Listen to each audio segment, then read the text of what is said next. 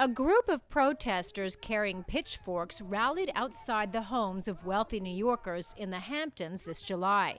Their demand? Raise taxes on New York billionaires to cover a budget shortfall caused by the pandemic. We have cuts coming to education, to healthcare, to housing, to the environment, to too many parts of our lives, to the too many social services. Meanwhile, they're sitting here in luxury and their billion-dollar estates. Shame! Shame!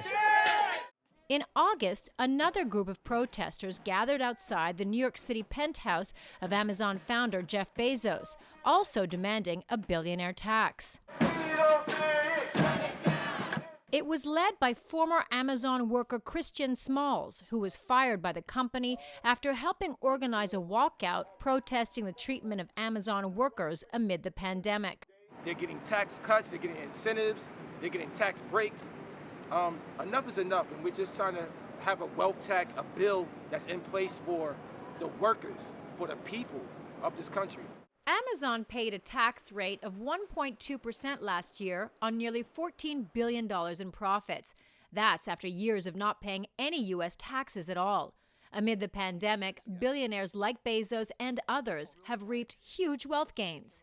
In February, when the pandemic first hit, U.S. stocks went into free fall, but they have since rebounded, hitting record highs, ending the shortest bear market in U.S. history.